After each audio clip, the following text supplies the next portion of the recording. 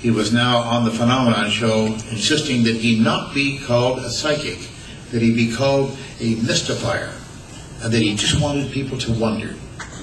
I don't wonder. I think I've got the answer. I think we've all got the answer on whether or not he's a psychic. But he insists on being known now as a mystifier rather than as a psychic, and he doesn't want that term used to describe him. Now that's rather strange, and you've seen it on Swift if you've been following Swift. But I've been saying this for weeks now, that Mr. Geller is trying to do a turnabout. All of his tricks have been exposed on YouTube. All of them. He was caught red-handed on the Israeli show, his successor he called that show. He was caught red-handed. You can see him very plainly plugging a thumb tip onto his finger before he moved for the compass to make it move. That's how that trick is done. It's a very, very simple trick. But it was done like an amateur did it. Maybe he's losing his touch, or maybe he never had the touch in the first place. He was just lucky. I'm not sure. But Geller has to give up the act now. He can't convince anybody that he's psychic anymore, because all 4 of his tricks, and he only has 4 tricks, those 4 tricks have all been exposed thoroughly on YouTube. Now he's trying to make a reversal. But he can't make a reversal. He can't, because he owes too much. For 35 years plus, he has been telling us lies, saying that he has psychic powers, describing them in detail, saying that he got them from the planet Huba. If you've never heard that story, that's hilarious. He was in his garden as a child, and an angel appeared from the planet Huba. Now, I don't know what that place is. Maybe it's where they make vacuum cleaners. I'm not sure. But nonetheless, he was visited by this spiritual being in a cloud of light. And sounds like Bernadette, doesn't it? All of a sudden. And he has stayed with this story for 35 plus years now. All that time he'd been lying to people. Now, as a magician, you tell fibs, yeah, but wait a minute. Magician doesn't lie. Magician comes out in front of you and says, I'm going to show you some magic tricks. Or at least you should assume that he's going to show you some magic tricks. But he doesn't lie to you and say, this is real. I'm really doing this by the power of my mind, or from a visitation from an angel or whatever. A magician will not lie to you.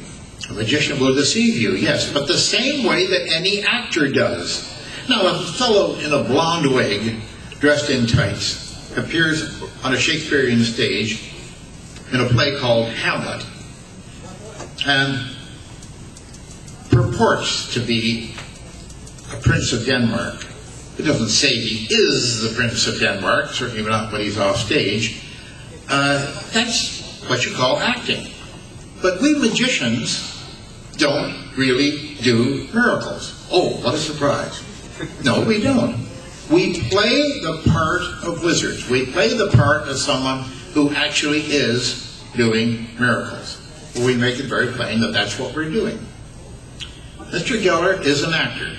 He plays the part of a psychic. But he doesn't tell you that he's playing the part. He tells you he actually has psychic power. Now, what damage has he done with this?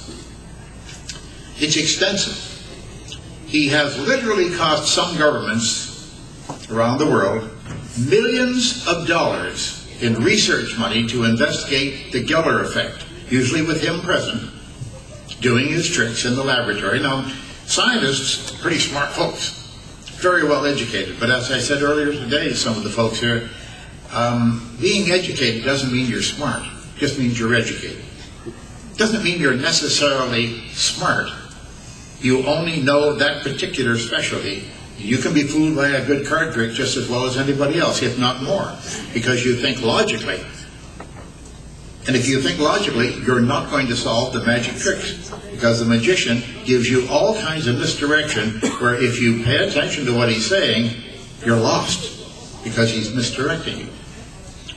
So Geller has cost governments and individuals, private individuals, and universities, other organizations, millions of dollars in research money and time.